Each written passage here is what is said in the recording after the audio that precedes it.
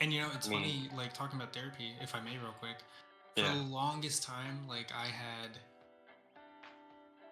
had never really considered therapy, mainly because the cost was prohibitive to me at the time. Like even with Mhm. things like insurance, like there, unfortunately, with the way that our health system works in the U.S. of A.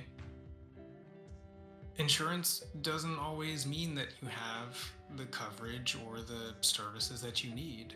And so, in the process of me looking for a therapist, I was finding that a lot of the therapists who should have been in my network were leaving because, they weren't able to make a living wage off of their practice because the insurance had some sort of fees or whatnot, or, just factors that were outside of their control. And so I had to have an honest conversation with myself, which is, look, what is more important to you right now?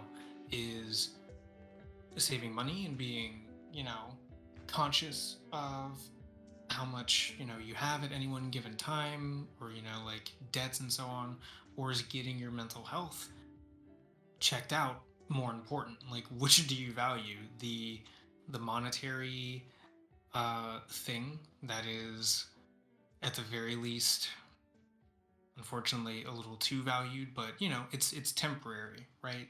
Like money comes and goes. I We could right now spend hundreds of dollars with the click of a button, and in order to make hundreds of dollars, we would have to devote 8 to 12 hours a day working and doing things that we either, hopefully enjoy, or just, a job that you do because it's a paycheck. But fortunately, I chose therapy because that's something that you end up living with for the rest of your life. Those are things that stick with you. And coming full circle, it's something that you can have an effect on. You can't really hope for these things to go away because they're part of who you are. You can't just, turn on the TV or, play a video game to make depression go away. That's not how that works. Same thing with, anxiety or any sort of debilitating. Oh, sorry. I have a cat that's now trying to jump on everything I own. But you get the general idea. If it's something affecting you in a way that is,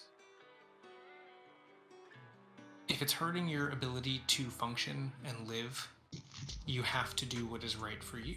You have to make the right decision, which is take care of yourself. Like you have to be in control of your health. You have to be the master of your own fate. So, yeah. Yeah, I mean, you can't really handle anything else tackling you in your life until you handle the well-being part. It just makes everything else so much more difficult, and I completely understand that. I'm currently in the process of trying to get myself to go into therapy, like I've been before, but I definitely have realized the um the importance of maybe I have too many questions, or the fact of just how vastly different my life has become now from Yeah. where I'm at as compared to where I was 10 years ago. So, I've got new obstacles, new things, and I need help talking that out, and I need help figuring it out from someone whose opinion I value to a degree where I think that, they went to school to learn this. They know this is what we as humans know. So, what they say to me, I'm going to trust. Right, yeah. And I think that's also I think one of the most interesting dynamics about therapists for me is the idea that they are in effect a stranger. Like the first time you go, depending on where you go to go get therapy or to meet your, therapist, there's usually an interview portion. Or, like a session zero, where they're like, hey, just tell me what's going on, tell me what you'd like to resolve, and we're gonna work through it. And you can ask questions to to your doctor, to your therapist, like, who are you, what do you do, what have you experienced, to try and build that connection and that humanization. But at the end of the day, and this is something that my therapist said to me. He's like, as soon as you leave that door, like I'm not here. Like as soon as you leave my office, I'm I'm just another person. Like in this space where you and I can talk, I will help you, I will guide you, and I will give you my professional opinion. But outside of that, I'm just anybody else. And so that got me thinking. I was like, well, if you have a conversation with a stranger, and let's say it's just like let's use the barber for example. And in that moment where you get that life changing, that supremely helpful advice that you've been looking for this entire time, I'm not saying it's a replacement for therapy, but like I guess the thing that I'm trying to say here is like, what is the weight of it? Like, which one has more weight? On one hand, you could, you know, spend X amount of days or X amount of months or however many times you decide to go in, building up to this moment. And admittedly,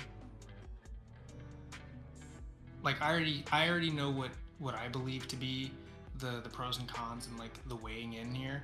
I'm not saying for anybody at home to just go talk to strangers to work out your shit. That's super rude. Don't do that. But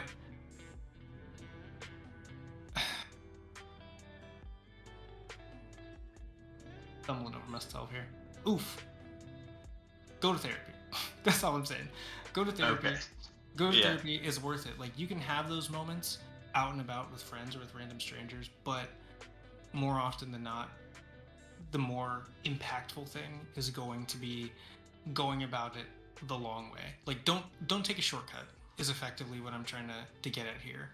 You have to treat your health and you have to treat yourself not as a quick fix, like, oh, if I just do this thing one time it'll be done. Like you have to really commit to the time and the Yeah. investment of both resources and emotional resources. Therapy's tough. Like goddamn, it hurts. You end up confronting things that you forgot about. Like you buried those skeletons so far deep in the ground, and your therapist is like, ah, I see you've buried a thing, and you're like, well, I forgot about that fucking thing, and sure enough, boop, there's that skeleton, and you have to deal with it right now.